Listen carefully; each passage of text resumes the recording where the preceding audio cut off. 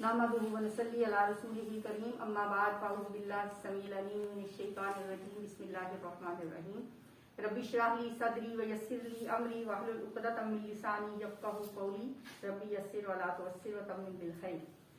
जैसा कि आप सबको पता है, पहले भी मैंने बताया था कि अल्लाह ताला ने इंसान को जब पैदा किया है, दुनिया में इंसान आया है तो दुनिया से वापस भी जाना है, और जो उसका वापस जाना है इंसान की बेबसी का टाइम होता है। इंसान बिल्कुल जैसे दुनिया में जब आया था तो दूसरों के रहमो करम पे था, जब जाता है तो भी दूसरों के रहमो करम पे था। तो ये हमारा फर्ज बनता है कि हम जब कोई शख्स दुनिया से जाता है हम उन्हें इज्जत और एहतराम के साथ गुस्ल देकर और प्रॉपर तरीके से मिट्टी के हवाले कर दें। इंसान मिट्टी का बना हुआ है, मिट्टी में वापस जाता है। जब इंसान दुनिया से जाता है और हम उसको गुस्ल देते हैं, उसका इतना अजर व सवाब है कि हदीस में आता है कि वो शख्स ऐसे गुनाहों से पाक हो जाता है जैसे कि अभी अभी वो पैदा हुआ है, गुस्ल देने वाला। हम ज्यादा बातें नहीं करते, उस तरफ आते हैं कि गुस्ल देना किस तरह से है। गुस्ल देने के लिए सबसे पहली चीज ये है कि जिसने गुस्ल देना है वो खुद वुजू कर ले और अपनी हेल्प के लिए 2-3 लोगों को जिनको साथ रखना है वो भी वुजू कर लें, और ऐसी जगह का इंतखाब करें जहां पे पर्दे का प्रॉपर इंतजाम हो। उसी बंदे का अगर बेडरूम हो जाए तो वो ज्यादा अच्छी बात है। कवर्ड जगह होनी चाहिए। गांव में आपने देखा होगा कि सेहन में ही होता है, कोई चारपाइयां खड़ी की होती हैं, कोई चादर पकड़ के खड़े होते हैं, जो खड़े हैं वो भी देख रहे हैं। ये बहुत इंपॉर्टेंट बात है कि हमने मैयत के सतर पे नजर नहीं डाली, किसी ने भी, ना गुस्ल देने वालों ने ना किसी और ने। तो इसलिए पहली बात उसके पर्दे का इंतजाम। दूसरी बात ये कि जो मैंने भी आपको बताया कि आपने गुस्ल किया हुआ, इसी बात से हमें रखनी है कि उसके बाद आपने किसी से तस्करा नहीं करना, बिल्कुल तस्करा नहीं करना कि मैंने उसे गुस्ल दिया था, उसको बेड सोर था, उसको ये तकलीफ थी, कुछ किसी चीज का आपने किसी से तस्करा नहीं करना। जिस तरह इंसान करता है ना कि अपना दूसरों के पर्दे का इस्तेमाल करता है, दूसरों की राज रखता है जिंदा इंसानों के, तो मरने के बाद भी इसी तरह से आपने उसका तस्करा किसी से नहीं करना। कोई भी चीज अगर आपको कहीं आपने जख्म देखा, उसकी कोई चीज देखी तो उसका तस्करा किसी से नहीं करना। जब आप गुस्ल के लिए उसमें जाते हैं तो जो चीजें जरूरी हैं वो आपके पास होनी चाहिए। जाहिर आजकल हमारे यहाँ तो जमीन पे बैठ के गुस्ल दिया जाता है। जिसने गुस्ल देना है उसके पास एक चौकी हो जिसपे उसने बैठना है, अगर खड़े होकर देना है तो वेल एंड गुड, वो तो बड़ी अच्छी बात है। फिर जिन चीजों का जरूरी है 2-3 शॉपर हो आपके पास, जो कपड़े उतारने हैं उसमें डाल दें, जो कॉटन यूज की है वो उसमें डाल दें ताकि गंद ना पड़े। एक वाइपर हो, पानी अगर इधर उधर फैल रहा है तो उस पानी को आप साथ साथ साफ करते चले जाएं। और आपकी हेल्प के लिए लोग 2-3 वहां पे मौजूद हो। बहुत ज्यादा लोगों का रश वहां पे नहीं करना चाहिए। कैंची आपके पास होनी चाहिए जिससे आपने कपड़े उनके काटने हैं, क्योंकि उतरते तो मुश्किल से ही कपड़े काट ही लेना बेहतर होता है। फिर आपके पास कॉटन होनी चाहिए, ज्यादा सारी हो, ये तो मैंने थोड़ी सी रखी है। आपके पास ग्लव्स होने चाहिए, मैंने तो जैसे पहले ही ग्लव्स पहन लिए हैं, और ज्यादा सारे ग्लव्स रखे, ये ग्लव्स हैं। साबुन हो, शैम्पू हो, अगर आपने स्कार्फ दुपट्टा वगैरह उतार दिया तो सर पे लेने के लिए ये इस तरह से ये चीज कोई टोपी सी होनी चाहिए। इसके अलावा आपके पास काफूर हो, पिसा हुआ, बेरी के पत्ते हों जिसमें आपने पानी पका के सारे पानी में शामिल कर देना है। नीम गर्म पानी का वाफर मिकदार में आपके पास जमा होना चाहिए, और एक बंदा उस पर आप खड़ा कर दें कि जो आपको पानी प्रोवाइड करता है। अब सबसे पहले क्या करना है, आपने उसके ऊपर कोई डार्क कलर का कपड़ा देना है। उसी के आप कबर्ड से कोई उसका दुपट्टा निकाल लें कोई डार्क कलर का, ताकि जब आप कपड़े उतारें तो जिस्म नजर ना आए। व्हाइट अगर आप कपड़ा ऊपर देंगे तो उससे जिस्म नजर आएगा। तो मैंने भी ये एक व्हाइट ब्लैक कलर का कपड़ा लिया है, ये चूंकि बड़ा है मैंने इसको डबल कर लिया है। इस तरह आपने ऊपर एक ब्लैक कपड़ा देना सबसे पहले, क्योंकि सतर पे तो नजर आपने खुद भी नहीं डाली। अब आपने उस कपड़े के अंदर से कैंची के साथ आपने वो कपड़े उतारने हैं, रिमूव करके वो शॉपर में डाल देने। सबसे पहला काम क्या करना है, अच्छा एक बात मैं बताना भूल गई कि आपने बोलना नहीं है। जैसे खुद हम गुस्ल करते हैं तो बात नहीं करते ना, आपने किसी का गुस्ल करते हुए भी दरमियान में बोलना नहीं है। सबको पहले बता देना है कि अगर मैं इस तरह इशारा करूं तो मुझे ये चीज देनी है, मुझे कॉटन देनी है, मुझे पानी देना है। आपने बोलना नहीं। बहुत ही मजबूरी में कोई हल्की सी बात की जा सकती है। आप देखेंगे कि लोग गुस्ल दे रहे होते हैं, साथ साथ डिस्कशन कर रहे होते हैं, बातें कर रहे होते हैं। ये बिल्कुल गलत बात है, इस तरह नहीं करना चाहिए। अब आपने स्टार्ट करना है तो राइट साइड से पहला काम क्या किया जाता है, जिस तरह हम जब गुस्ल करते हैं क्या करते हैं, अस्तंजा करते हैं। तो मैयत का भी सबसे पहले अस्तंजा करवाना है। अच्छा, उसका भी ख्याल रखना चाहिए कि अगर तो मरीज घर में ही है, हॉस्पिटल नहीं गया, ज्यादा मेडिकेशन नहीं हुई, तो आप मरीज को इस तरह बिठा के थोड़ा सा ऐसे सर ऊपर उठा के ऐसे पेट दबा दें, ताकि अगर पेट में कोई चीज है, कोई नजासत है, वो निकल जाए। लेकिन ये मैं इसलिए भी बात नहीं बताती कि क्योंकि अगर उसने कोई मेडिसिन ऐसी ली हुई है, उसके बाद फिर आप के कंट्रोल से बाहर हो जाएगा। वो एक खातून बता रही थी कि हमने इस तरह दबाया, तो वो बस फिर चूंकि कोई दवाइयां ऐसी खाई नहीं थी, वो फिर उसका पखाना बंद ही नहीं हो रहा था। तो इसलिए ये अगर आप मरीज मतलब हॉस्पिटलाइज नहीं है, ज्यादा मेडिकेशन नहीं, तो ये मसनून है कि ऐसे आप करके थोड़ा सा पेट दबाएं और उसके बाद फिर इसी तरह से लिटा दें।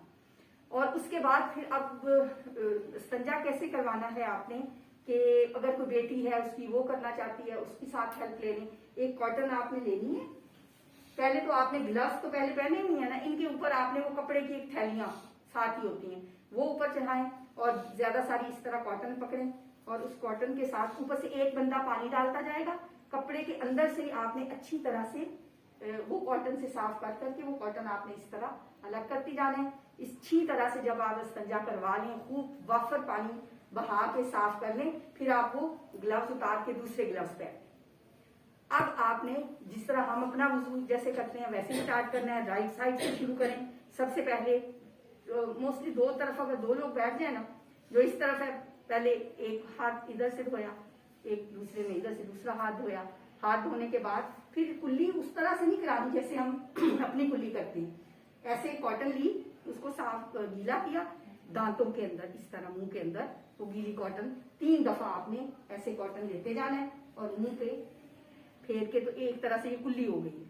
फिर उसके बाद आपने इसी तरह से और कॉटन लेनी है और नाक के अंदर भी 3 दफा अच्छी तरह से नाक में करना है। फिर आपने पानी लेते जाना है, मुंह धो लिया, फिर उसके बाद आपने बाजू धो लिए, फिर आपने सर का मसा किया, कानों का अच्छी तरह से करके पाँव भी धो दिए, एक पाँव भी धो दिया, नीचे से दूसरा भी धो दिया।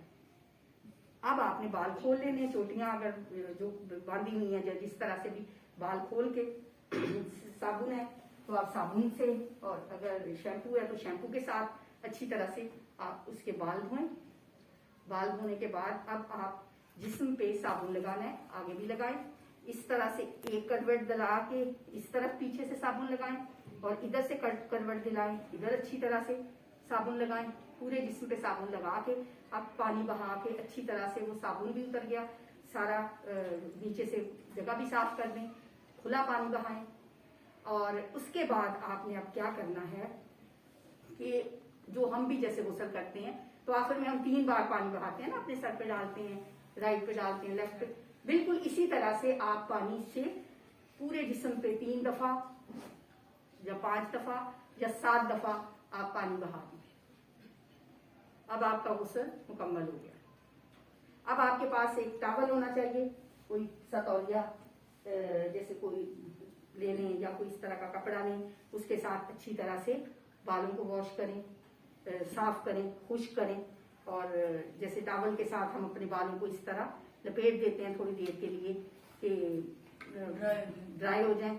तो ये करने के बाद आप जिस्म को भी खुश्क करें और आप फिर क्या करें कि ये जो गीला कपड़ा है इसको आराम से आपने हटाना है और इसकी जगह पे, चले मैं ये यूज कर लेती हूँ, आपने ऊपर दूसरा कपड़ा डाल लेना है, गीले को यहाँ से हटा दिया और दूसरा कपड़ा आपने इधर डाल दिया, और इसी तरह से नीचे वाला कपड़ा भी निकाल के उसकी जगह पे भी इस तरह पकड़ के 2-3 लोग नीचे भी खुश्क कपड़ा डाल दें और फट्टा जो है जिसके ऊपर लिटाया हुआ है उसको भी बिल्कुल ड्राई कर लें।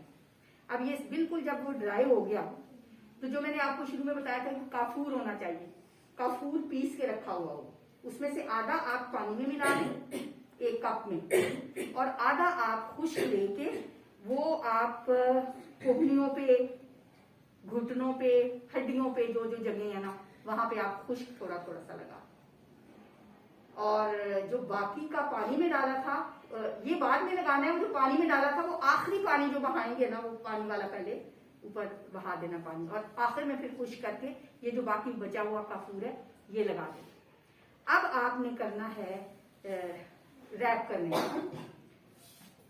आपने देखा होगा बाजार से भी हम जो लेके आते हैं औरत का कफन 5 कपड़ों में भी मिलता है, और 5 कपड़ों में भी हम गुस्ल दे सकते हैं, कफन दे सकते हैं। लेकिन मसनून जो तरीका है वो मर्द हो या औरत 3 चादरों में गुस्ल कफन दिया जा सकता है।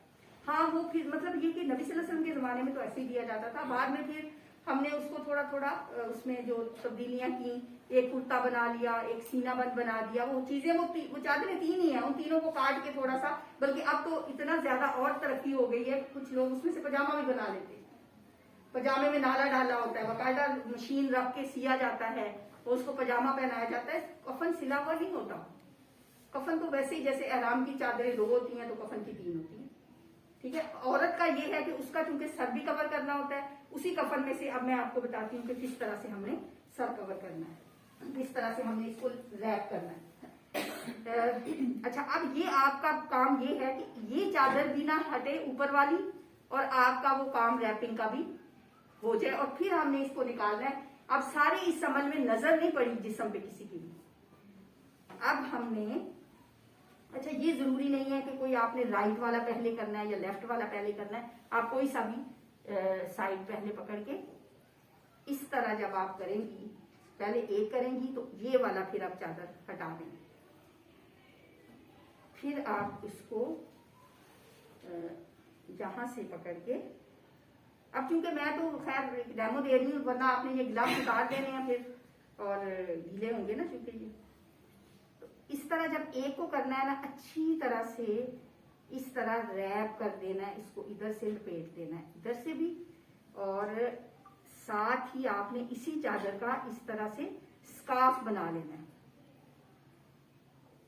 दोबारा से इसको थोड़ा नीचे करना है ऐसे, पीछे सर की तरफ काफी कपड़ा हो। अब इसको पहले यूं मोड़ा और ये स्कार्फ बनाया, और इससे पहले ये जो बाल है खुश्क करके इनकी चोटियां बना के पीछे कर देनी है। ये जो कहते हैं ना सीने पे डालनी है, नहीं ये सीने पे नहीं डालनी, इनको पीछे कर देना। सीने पे डाल के भी देखा गया है कि वो नजर आती हैं, फिर कहीं ना कहीं से नजर आ जाती हैं। चोटियां बना के उनको इस तरह पीछे कर दें। अब इससे बनेगा स्कार्फ, इस तरह पहले ये, फिर इसको यूं मोड़ा, फिर इसको इस तरह, जैसे बच्चों को ठंड से बचने, फिर इस तरह किया, फिर इसको यूं मोड़ा, ये एक चादर को पहले इस तरह से कर लिया, फिर इसी तरह से दूसरी को भी करना है। ये मुंह नंगा रहेगा, और इससे पहले खुश्क रुई कानों में भी डाल दें, नाक में भी डाल दें, ताकि हवा ना जाए। ये 2 चादरें, इनको एक एक करके भी कर सकते हैं, लेकिन हम इन दोनों को इकट्ठा ही कर लेते हैं इस तरह से। अब मुंह चूंकि अभी नंगा रखना है, बाद में तो इसको हमने रैप ही करना है। हाँ, लेकिन ये जो जगह है ना, ऐसे इसको अच्छी तरह से इधर अंदर नीचे कर देना ताकि ये खुले ना।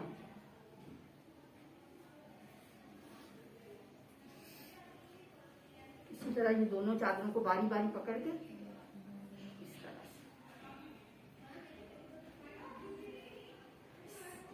ऐसे नीचे कर दिया। अब यहां से पकड़ के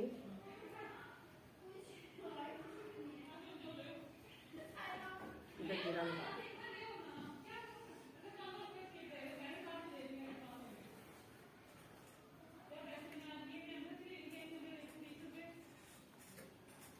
और ये दरमियान में भी घेरा लगा देंगे एक दफा।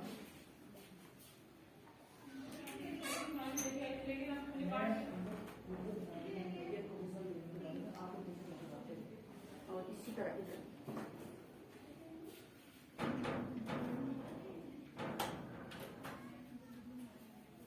अब क्योंकि दूसरों को चेहरा दिखाने के लिए इतना सा खोल लेते हैं, आप देख लें, दिखा दें करीब करके बस। अच्छा, अब क्या करना है, अब हमने चूंकि इसको उठाना है और दूसरी चारपाई के ऊपर डालना है, तो इसका तरीका ये है कि इस तरह दुपट्टे बेशक हों, कोई चादरें हों, बात होनी चाहिए, कोई यूज हो जैसी भी हों, एक तो इस तरह उठा के इधर से नीचे से यूं कर लें ऐसे, और एक बेशक इस तरफ भी एक और भी कर लें। फिर जब उठाना है, एक बंदा इधर से सर से पकड़ेगा, 2 बंदे इस तरह चादर से पकड़ेंगे और इस तरह यूं पकड़ के पहले तो उस चारपाई पे जिस पे डालना है उस पे कर लेंगे, और उसके बाद फिर जब कब्र में डालना है फिर भी ये कपड़ा नीचे ही रहेगा, ये वाला इसी तरह उठा के वो कब्र में डालना है। कपड़े के साथ ठीक है जी। बस इसके बाद ये है कि हमने क्या करना है, कपड़े की वो वैसे तो उठाया नहीं जाएगा ना, तो 2 तरफ अगर कपड़ा डाला हुआ हो तो कपड़े से उठाना आसान है। तो बस फिर इसके लिए दुआ करनी है, हम दुआ ही कर सकते हैं। और मग़फ़िरत की एक जो मसनून दुआ है वो मैं आपको ग्रुप में शेयर भी कर दूंगी, वो याद कर लें। जो भी फौत हो जाता है उसके लिए हमारा बेहतरीन तोहफा यही होता है कि उसके लिए दुआ करें, अल्लाहुम्मा अग़फ़िर लहुम वरहमहुम वआफ़िहुम वअफ़ु अन्हुम वअकरिम नुज़ुलहुम ववस्सि मुदख़लहुम वग़सिलहुम बिलमाइ वस्सल्जि वलबरद वनक्किहुम मिनल ख़ताया कमा नक्कैतस सौबल अब्यज़ मिनद दनस वअब्दिलहुम दारन खैरन मिन दारिहिम वअहलन खैरन मिन अहलिहिम वज़ौजन खैरन मिन ज़ौजिहिम वअदखिलहुमुल जन्ना वअईज़हुम मिन अज़ाबिल क़ब्रि व मिन अज़ाबिन नार। लग रहा होगा ये बहुत लंबी दुआ है, लेकिन जब किसी का कोई अपना दुनिया से जाता है ना, फिर ये याद हो जाती है। मुझे याद है मेरी बहन जवानी में उनका इंतकाल अचानक हुआ, तो मुझे याद है पहली दफा ये दुआ मैंने वहां बैठ के एक कॉपी पे लिखी और याद की। अगर हो सकता है किसी और के लिए दुआ करनी होती तो ना ही याद होती। अब तो ये मैंने इसको पढ़ा है तो जमा के सीगे के साथ ये दुआ मांगी है सब लोगों के लिए। अल्लाह उन सबको वक्त पे जो इस दुनिया से जा चुके हैं, लेकिन इसको आप वाहिद के सीगे से भी मांग सकते हैं, जमा के सीगे से भी, मुज़क्कर के साथ भी, मुअन्नस के साथ। अल्लाह ताला आप सबको तौफीक दे कि आप भी इससे सीख के ये काम करें, क्योंकि ये बहुत अजर सवाब का काम है, क्योंकि ये हम बगैर किसी लालच के करते हैं। बाकी जो भी हम करते हैं ना, हमें होता है कि वो खुश हो जाएगा, अभी उसने तो खुश नहीं होना, जाने वाले को तो नहीं पता क्या कौन उसके साथ क्या कर, अब ये बेगरज काम है, तो इसलिए इसका अजर भी बहुत ज्यादा है। सुब्हानक अल्लाहुम्मा व बिहम्दिका नशहदु अन ला इलाहा इल्ला अंता नस्तगफिरुका व नतूबु इलैक।